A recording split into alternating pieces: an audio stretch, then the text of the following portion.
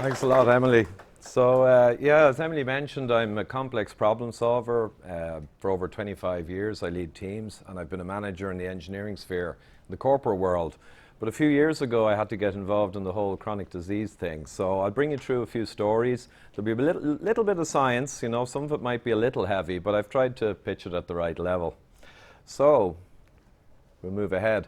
Primary causes of early mortality. So Jim has covered, thankfully, the first factor, which is exercise and movement. Hugely important, but it saves me from having to cover that. I'll cover a few more. And we're going to talk about bad cholesterol, because a lot of people are concerned about cholesterol and heart disease. And one part of moving on to real root cause is to leave behind weak root causes that have relatively little relevance. So I'm going to tell you a little bit about that. And we're going to talk about hyperinsulinemia and insulin resistance and the metabolic causes of disease, which are the real causes. So first I'll show you a little video. Why is that? Are you a doctor? Careful, not a doctor. I'm a brain surgeon. Big difference. Big difference. Yeah, I actually know a joke about this. What's the difference between a doctor and a brain surgeon? One's not exactly brain surgery. The other is brain surgery. What do you guys do? I'm an accountant. Oh, that's good. Yeah, I could do with an accountant. Filling in those tax forms can get really confusing, can't it? Still, it's not exactly brain surgery, is it? I mean, brain surgery, believe me, is very complex. Have you met Lionel? No, hello, Lionel. So, Jeff, how do you earn a crust? Well, I'm a scientist. I work mainly with rockets. It's pretty tough work. What do you do? Why, I don't mean to boast, but I'm a brain surgeon. Brain surgery?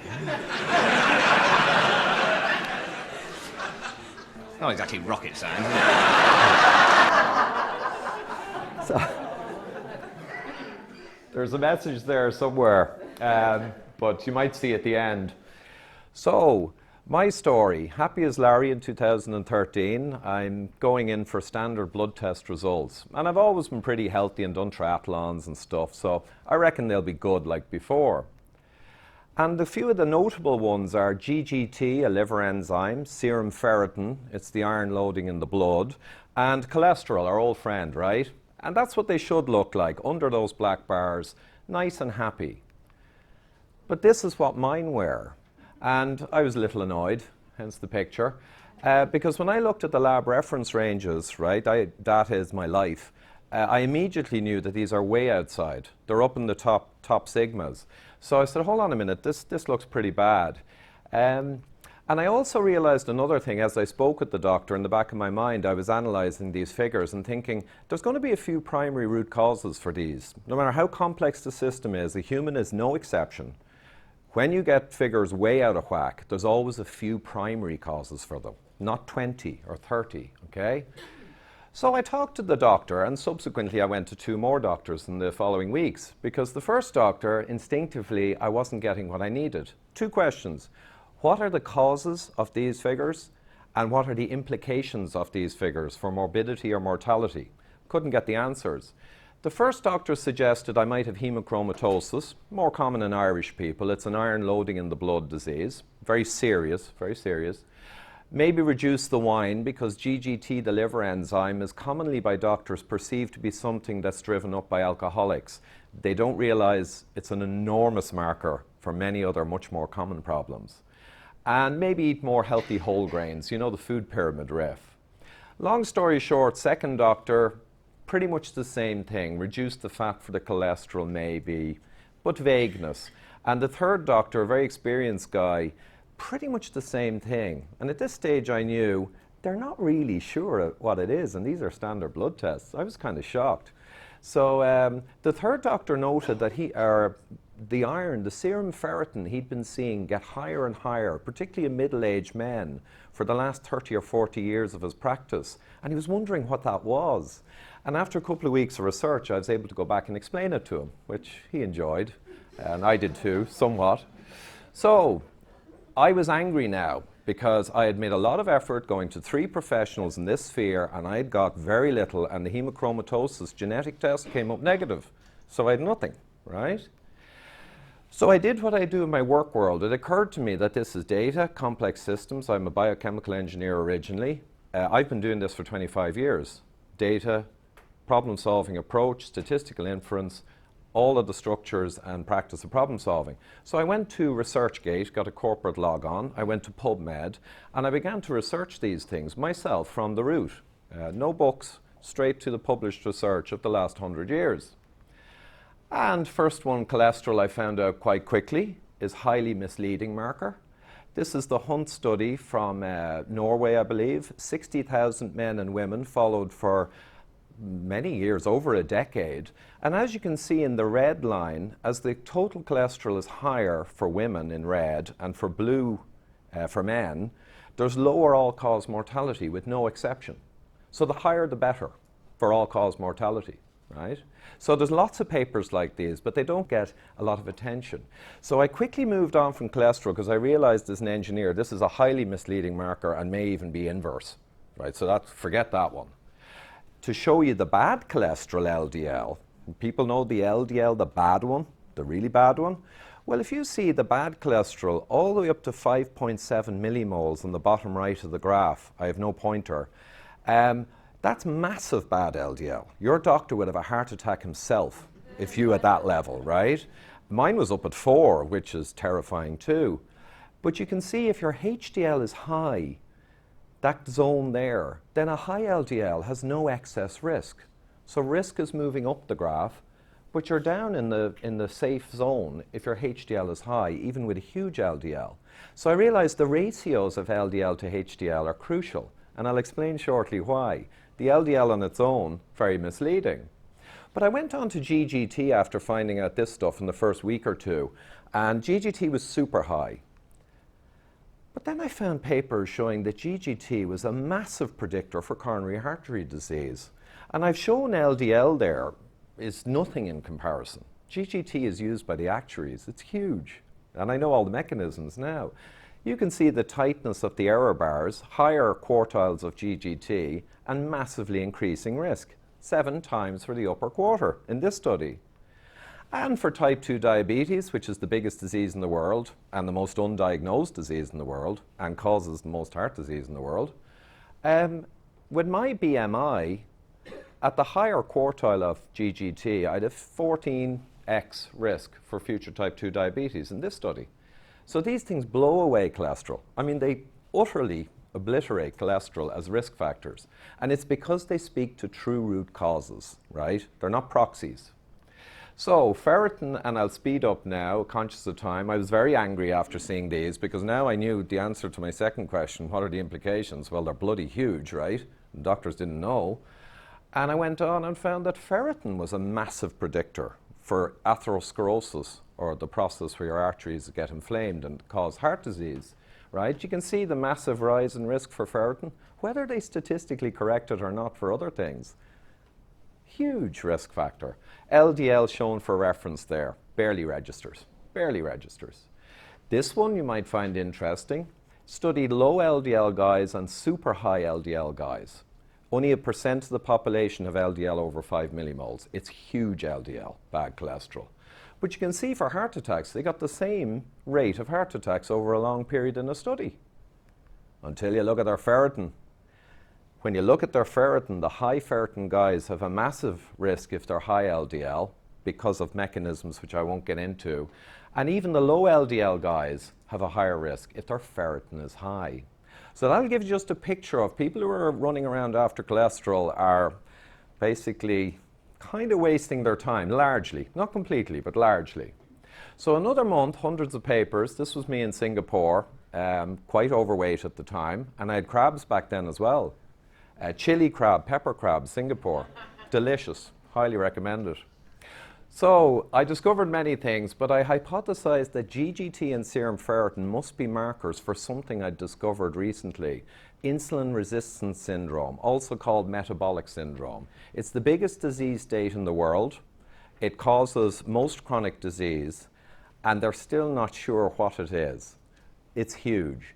But I figured these markers, even though they're not in the metabolic syndrome criteria, they must be predictors for it. They had to be. And they were. So ferritin, almost exponential, more metabolic syndrome in your body, much higher ferritin. And GGT I won't read out. It's huge. There's huge published science on this, and it never gets discussed effectively. You just hear about cholesterol, which is a tragedy.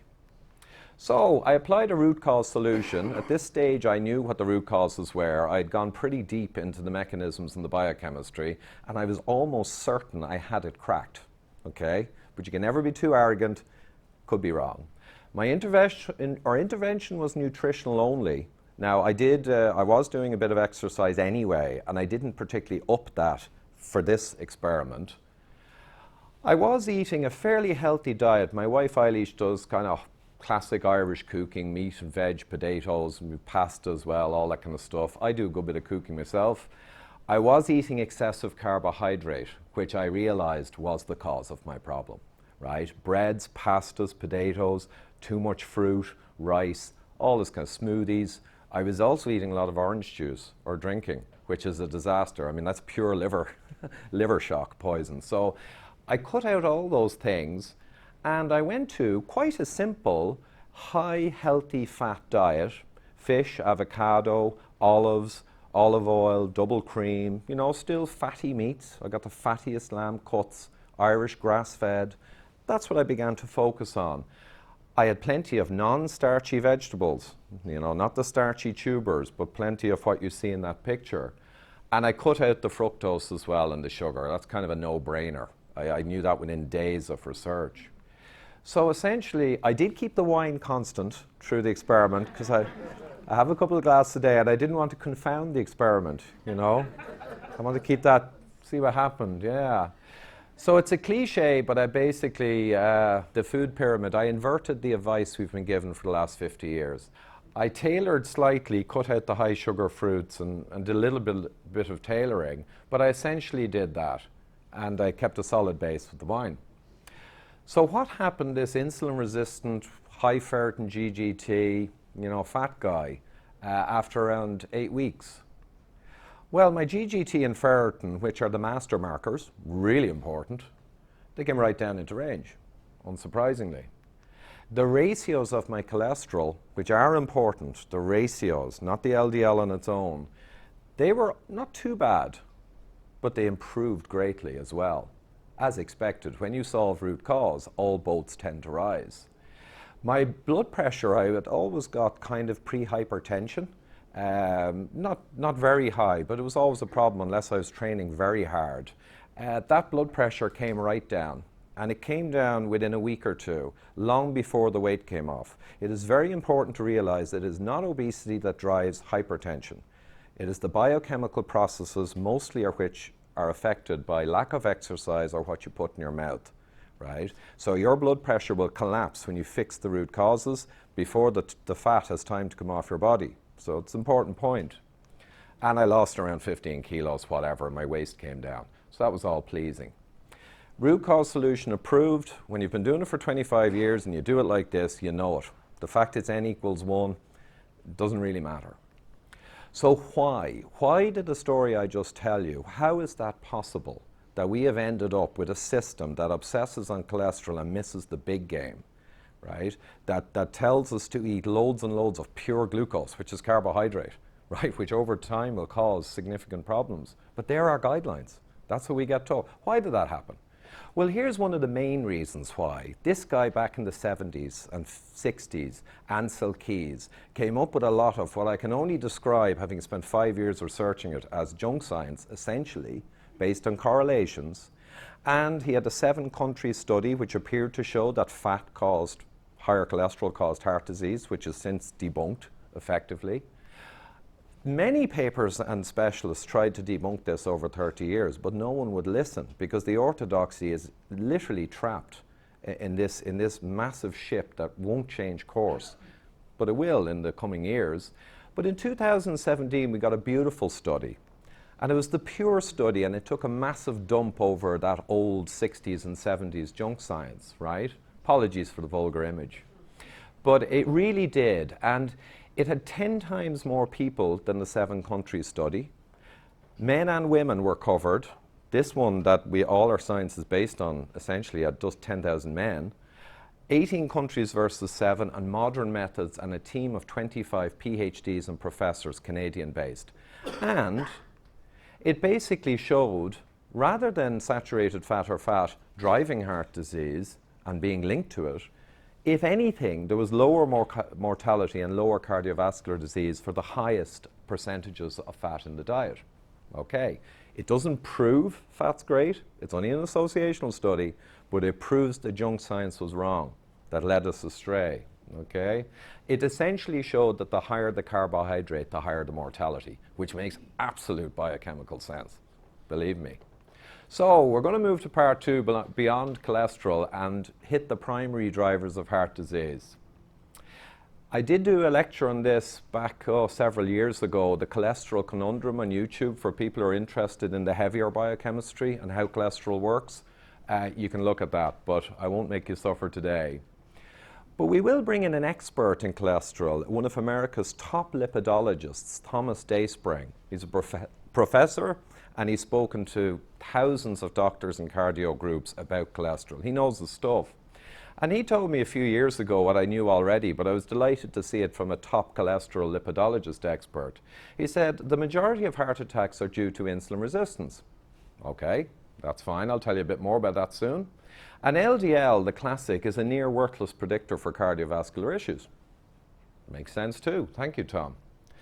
But we didn't have to wait for Tom. In 1996, William P. Castelli, the director of Framingham, the biggest heart study ever done, it's still running, started in the 50s, said unless LDL levels are very high, nearly 8 millimole or more, which is a tiny percentage of the population. Most of you guys are 2.8 to maybe 3.8, generally.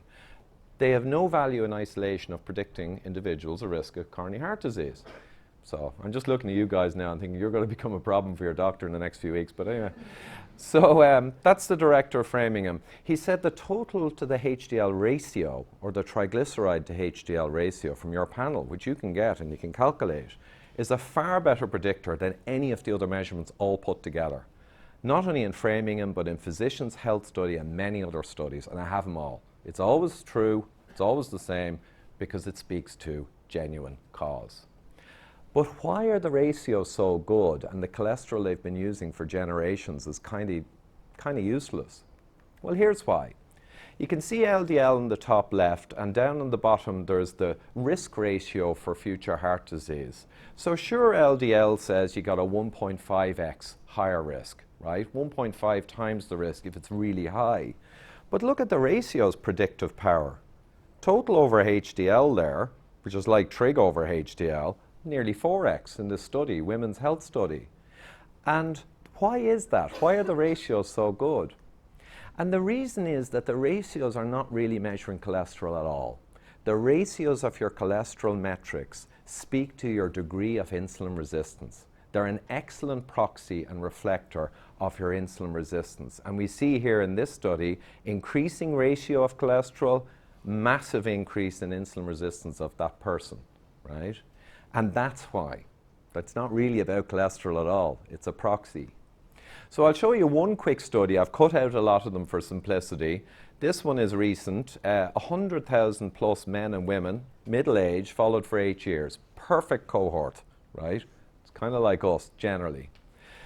Whether LDL was low or very high, you can see that the percentage incidence of coronary heart disease or ischemic heart disease there is almost the same. Right? No engineer would use LDL to predict ischemic heart disease. It's just too weak. Management would throw them back and say, get us proper measures. Well, they did have proper measures. They also looked at the triglyceride over the HDL level, which you can get from your panel. That had a very strong predictor of future events, and it made a joke of LDL. The less insulin resistant people with the lower ratios, the more insulin resistant with the higher. It's all about insulin resistance and hyperinsulinemia. And myself and Dr. Gerber, my co-author, we have a book coming out in February. He's from Denver. We call insulin resistance the elephant, and we put LDL in its proper place, as you can see, relative to it. So you might ask the question or think, well, what if you look closely at insulin resistance, hyperinsulinemia, and very accurately measured it in humans and followed them? Not just with a ratio, but directly measured it. What predictive power might you see?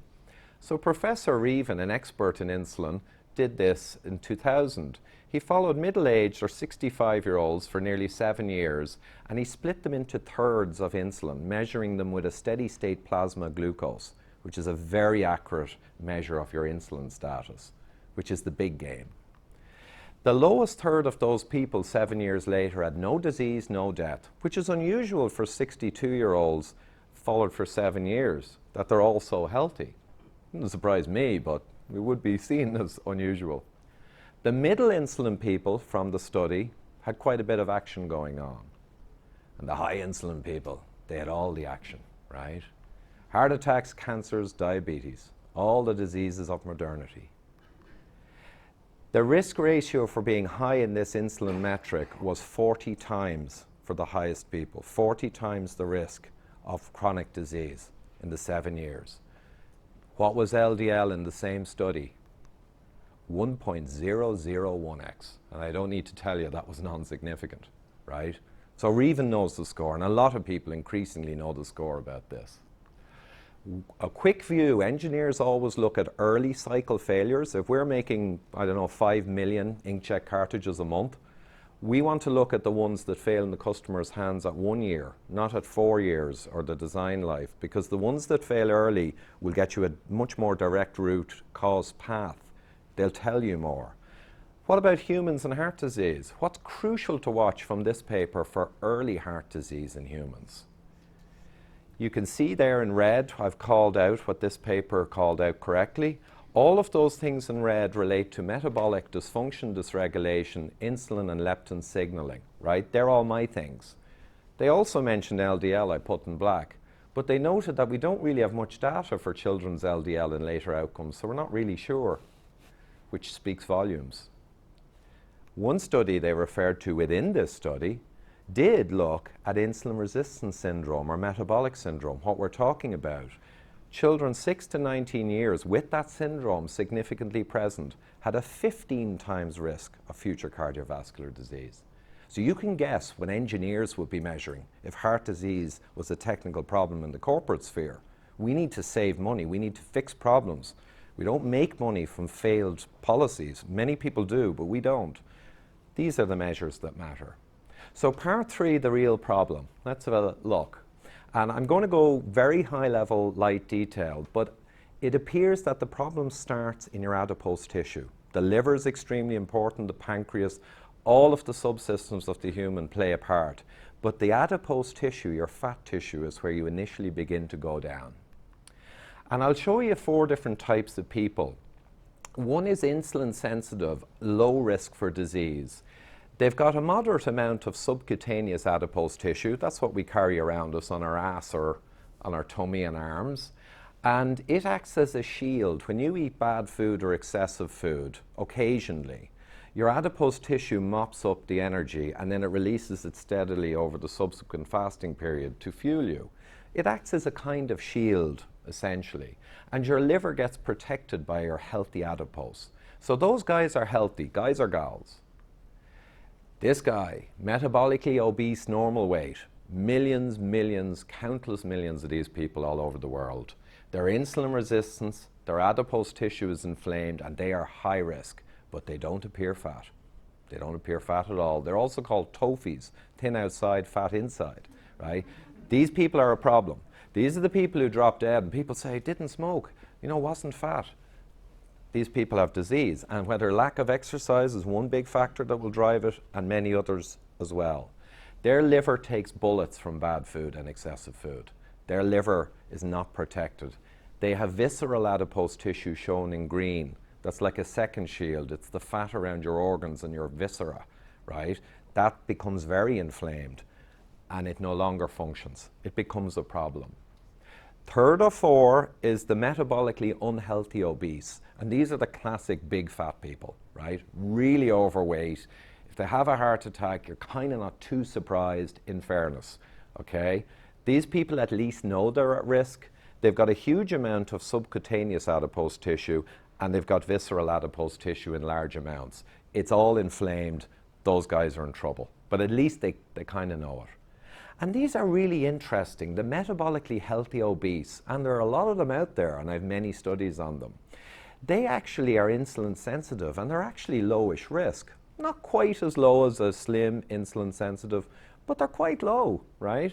And they've got huge amounts of standard subcutaneous adipose in yellow there, but it's not inflamed and it's working. And they've safely expanded their adipose tissue, right? And it's still protecting them and working and functional and metabolically healthy.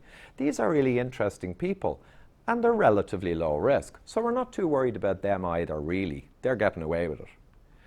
But these people, these are the people, and I'm here on behalf of David Bobbitt and Irish Heart Disease Awareness, his charity. Primarily these people are who we need to save, because they don't know they're at risk. They feel that they're not overweight, that they're doing okay, and they are at serious risk, just like huge fat people. Anyone know this person? Well, he's the president of the American Heart Association, and after giving his presidential address last Sunday week, he had a heart attack on Monday. He was rushed to emergency surgery.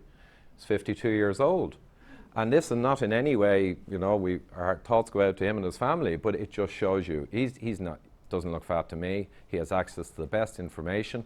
Perhaps not the information I'm giving you, but their best information, okay? And anyone is, or everyone is exposed. I'm going to recline now with another little story to tell you, an Irish story. And this guy is Noel. He's an engineer at work, and he represents the millions who are really at risk. Not too overweight, bit of a family history. Goes to the doc, here's a bit of what I'm saying, gets all his bloods checked, all good, no worries. Despite your family history, you're good to go. He insists on more. He wants more. He goes to cardio and gets one. Stress test is good, echocardiogram good, all good, no worries. Cardio gives him a clean bill of health. But he's been reading my stuff about the calcium scan, which is the most powerful diagnostic for heart disease in the world, grossly underused. 5-minute scan, and he gets one. Cardio won't give it to him, eventually gives in. Okay then, we'll give you one. Uh-oh, CAC 25, diffuse calcification throughout the coronary tree, as I expected from looking at his bloods. Not all good, and is not no worries. And the cardio got the secretary ring him immediately and get him to come in for meds, urgently, okay? The same cardio, we wouldn't let him get a CAC scan. So we're going to talk about that in a minute. His Framingham risk, what the docs used, was 5% of a heart event in the next 10 years. With calcification, his real risk is 30% from the database. He's a high-risk patient, right? And the beauty is, he told me afterwards, I'm all over it, Ivor, I'm all over it. The 10 rules I'm going to show you, and everything you need to do to prevent those events happening. So there's great hope here. Once you find out you have disease, you can do something. So final part, and I think I'm on time, maybe, saving the people, root cause solution. Here's the scan, calcification scan, CAC score. On the left, there's my buddy, he's 55 there, Dr. Gerber from Denver. Denver's diet doctor, and he has a 0 score at 55. I have a 0 at 47. And as long as you keep a 0 or stop it progressing, you got massive safety. It's a 15-year warranty, it's called in many papers. You get a good score in middle age. Because your death rate is so low in the following 15 years, it's called a warranty. You get a high score, we'll show you. Guy on the right there, you can see the telltale white there in his left anterior descending artery. He's got a high score. He's an anonymous person. He's heading for events. To give you an idea, this is published just in 15 from the Journal of Imaging. A 0 score for middle age is basically a 1% chance of a heart event in the following 10 years. A very high score like David Bobbitt got, 37%. So you're a 30x more likely to have a heart event with a high score. That'll tell you the power of that test. With LDL, it might be 1 or 1.1 or 1.2. It's just whatever, okay? More importantly, this other study with very large numbers, having 0, 1, 2, or 3 risk factors moving across to the right, you can see that your risk of all-cause mortality increases, right? The bars move up. But notice going from yellow to green to blue to red, you're going from CAC 0 up to having a high score, and see how the rapid rate of future mortality is predicted. because calcification sees the disease process. This is a manageable, identifiable disease, heart disease, and many other diseases are illustrated by the amount of calcium you have in your arteries, right? And it can be monitored, it can be checked. It's hugely powerful, okay? So smoking versus, does everyone here accept that smoking is a very big risk factor for future cardiac events? And lots of other stuff too, right? It's the big one. I mean, anyone who smokes, I don't want to judge anyone here, it's a bit crazy, right? So they did this study, non-smokers with a CAC less than 10, middle-aged, 5-year tracking, very low rates of heart events. Not surprising, right? Non-smokers, no calcification, you got a warranty. Smokers, 5 years passed by, not so good. They had double the risk of events, which is the double the risk or triple the risk that we accept with smoking. It's really bad stuff. But what happened to non-smokers who had a CAC that was high, like David? Did they do worse than a smoker with a low score, do you think? Little worse? A lot worse. Having a high CAC score is around 7 times worse than smoking fags and having a habit. It's a diagnostic rather than an actual factor. Smoking is a physical thing, this is a diagnostic, but it will show you the power of calcification. If it can blow away the risk of smoking predictability by a factor of 7, right? And there I state it again because we love this study, it kind of says it all. So I'm going to tell you the story now, a little break with the story again. CEO and owner of H&K International, a $600 million business, David Bobbitt. Family man, 6 children, wants to stay alive, exercises, does all the good stuff. And the doc's described him as bulletproof, executive medicals twice a year. You know, gets all the latest tests, like Noel earlier got. But he didn't get a CAC. So all his bloods are good, he's in great shape. They say he's the top 10% for his age, like a super dupery dupe. Very good.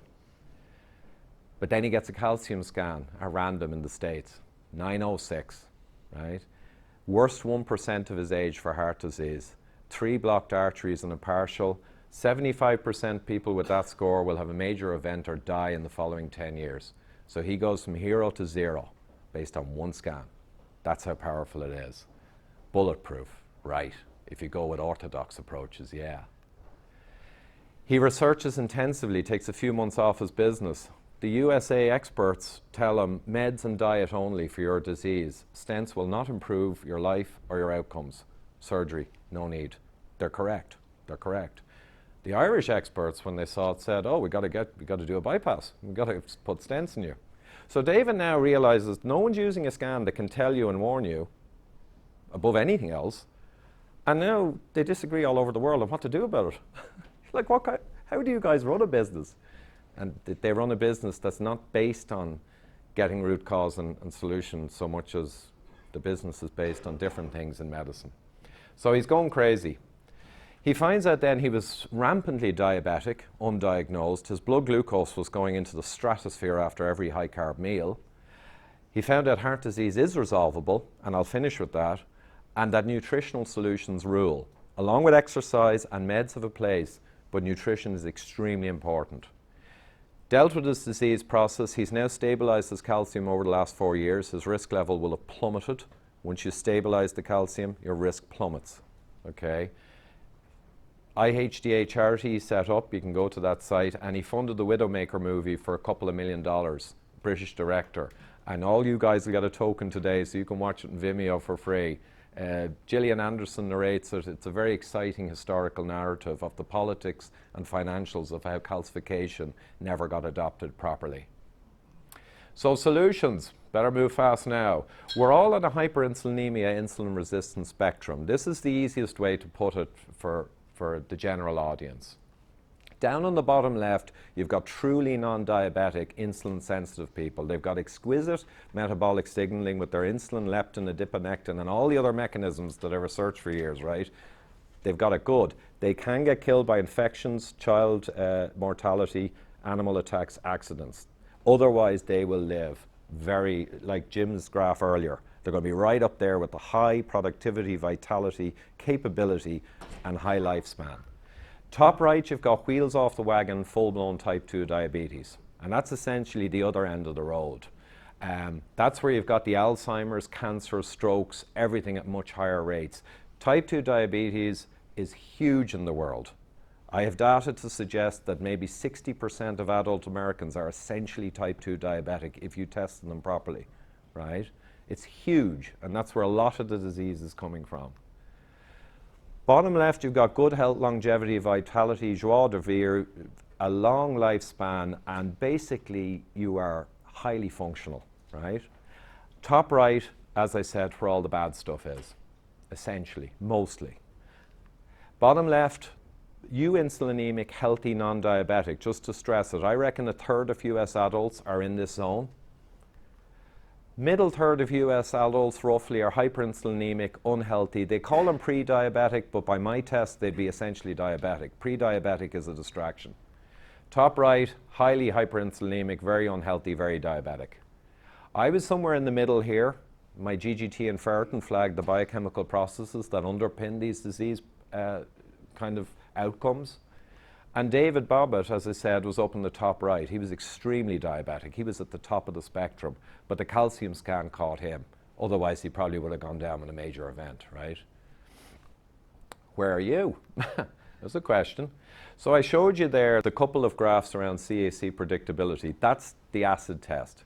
It will ignore all of risk factors, all proxies, and it will go straight to how much disease have you got in your body. And that will be revealed by the amount of calcification that is gathered in your coronary arteries based on the inflammatory pressures you've put your body under for the last few decades. So it'll tell the story.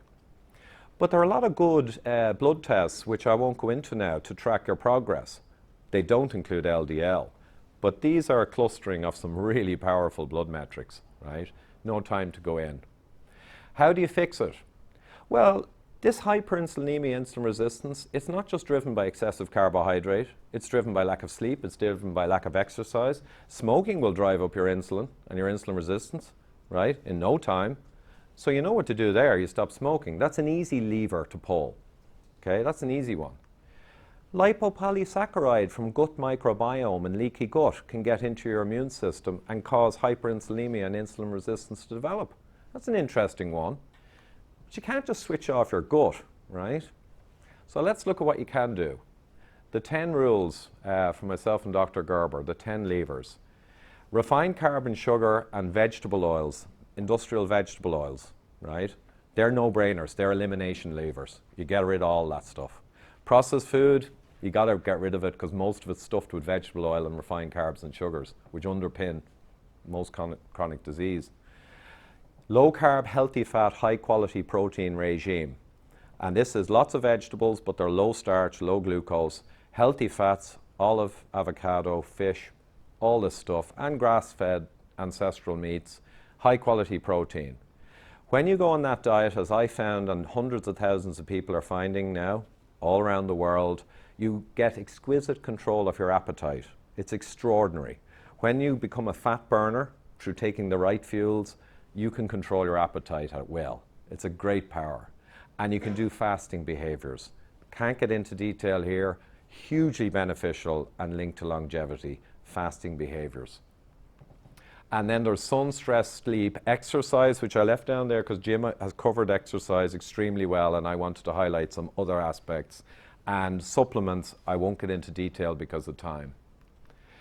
Ancestral health's down here, and metabolic mayhem is up here. Heart disease and many other chronic diseases are metabolic dysfunction diseases, right?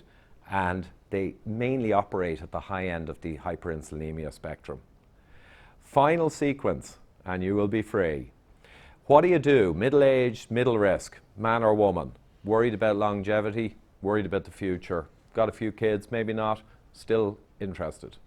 CAC scan is now in the guidelines 2013 and US and UK finally made it into the guidelines for middle risk people. It's in the guidelines. No doctors know about it. That'll tell you. You're a low score in CAC, congratulations, you've done something good. You'll need to keep an eye on blood tests and apply the 10 rules, but you're pretty good.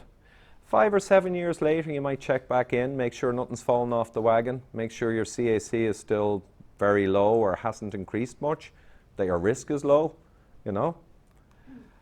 But if you were a high score in that test, now you're going to have to be a lot more focused. You've got all those blood tests you're going to have to track. You're going to have to find out the root causes in your particular case. You're going to have to really apply the levers and maybe some more besides. Just as one example, ApoE4 genotype people, of which I am one and David Bobbitt is one, and my wife, 17% of the population. Those guys, if they become diabetic from eating bad foods, may develop a sensitivity to excessive animal protein or fats in the diet, right? So they're the exception that proves the rule. So I won't go into detail, but you know, if you get a high score, you got to take big action, in fairness, like David did. And then around 2 years later, you want to check back in because you had a massive risk from your score. You've taken action. You need to find out pretty quickly that it's working and that the score has not risen inappropriately. And that basically is the simple version. And if that's the case, that everything I said is true and correct, which it is, right? I think anyone can grasp the broad picture of avoiding chronic disease, in which case, it's not exactly rocket science, is it? Thank you.